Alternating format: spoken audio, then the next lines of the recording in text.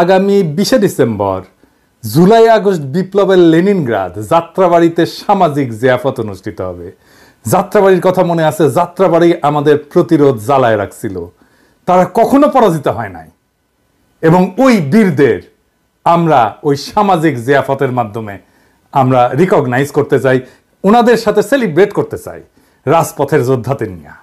হ্যাঁ, 10টা গরু ফেলাবো, হিন্দু ভাইদের জন্য খাসির ব্যবস্থা থাকবে, বিপ্লবের র্যাপ সঙ্গীত হবে, কাওয়ালি হবে, আহত আর শহীদ পরিবার সবাই থাকবেন ওইখানে। যাত্রাবাড়ি অঞ্চলের সমস্ত মাদ্রাসার ছাত্র শিক্ষকেরা থাকবেন, আপনাদের ভূমিকাই ছিল মূল ওইখানে, আমরা এটা জানি। থাকবেন, দাওয়াত রাখলাম। চেষ্টা করব আহত আর শহীদ পরিবারগুলোকে আর্থিক সাহায্য করতে, যদি পর্যাপ্ত ফান্ড সংগ্রহ করতে পারি। 10টা গরু কলে প্রথম দিনই ম্যানেজ হয়ে গেছে আলহামদুলিল্লাহ, বাকিগুলো ম্যানেজ হয়ে যাবে ইনশাল্লাহ। তো এই সামাজিক জিয়াফতের কর্মসূচি চলমান থাকবে। এক এক অঞ্চলে, যে সমস্ত অঞ্চলে প্রতিরোধ হয়েছে আমরা যাব এই সামাজিক জিয়াফতের কর্মসূচি নিয়ে। যেই সব জায়গায় প্রবল প্রতিরোধ যুদ্ধ হয়েছে সেই সব জায়গায় অগ্রাধিকার থাকবে। মুক্ত হস্তে সামাজিক জিয়াফত সফল করার জন্য দান করেন, চান্দা রেডি করেন, কেমনে দেবেন জানাই দিতেছি।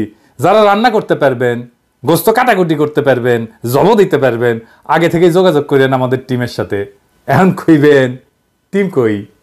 এই যে বাংলাদেশের জনগণ পেজ, এটা লাইক দিবেন। আর এই যে আবু মুস্তাফিজ শাপলু এডিটর সাহেব, শাপলুর প্রোফাইল থেকে দেখায় দেন পেজের পোস্টগুলা, তাহলে ওই যে ফেক পেজে যা ফেক প্রোফাইলে যে আবার ল্যান্ড করবে না। যাই হোক, লাগে যোগাযোগ রাখবেন। এই সামাজিক জিয়াফতের মাঠের কমান্ডার হইতেছে আবু মুস্তাফিজ শাপলু। আগামী 20শে ডিসেম্বর জুলাই আগস্ট বিপ্লবের লেনিনগ্রাদ যাত্রাবাড়িতে সামাজিক জিয়াফত অনুষ্ঠিত হবে। যাত্রাবাড়ির কথা মনে আছে? যাত্রাবাড়ি আমাদের প্রতিরোধ জ্বালায় রাখছিল, তারা কখনো পরাজিত হয় নাই। এবং ওই বীরদের আমরা ওই সামাজিক জিয়াফতের মাধ্যমে আমরা রিকগনাইজ করতে চাই, ওনাদের সাথে সেলিব্রেট করতে চাই রাজপথের যোদ্ধাদের নিয়ে। হ্যাঁ, 10টা গরু ফেলাবো, হিন্দু ভাইদের জন্য খাসির ব্যবস্থা থাকবে, বিপ্লবের র্যাপ সঙ্গীত হবে, কাওয়ালি হবে, আহত আর শহীদ পরিবার সবাই থাকবেন ওইখানে। যাত্রাবাড়ি অঞ্চলের সমস্ত মাদ্রাসার ছাত্র শিক্ষকেরা থাকবেন, আপনাদের ভূমিকাই ছিল মূল ওইখানে, আমরা এটা জানি। থাকবেন, দাওয়াত রাখলাম। চেষ্টা করব আহত আর শহীদ পরিবারগুলোকে আর্থিক সাহায্য করতে, যদি পর্যাপ্ত ফান্ড সংগ্রহ করতে পারি।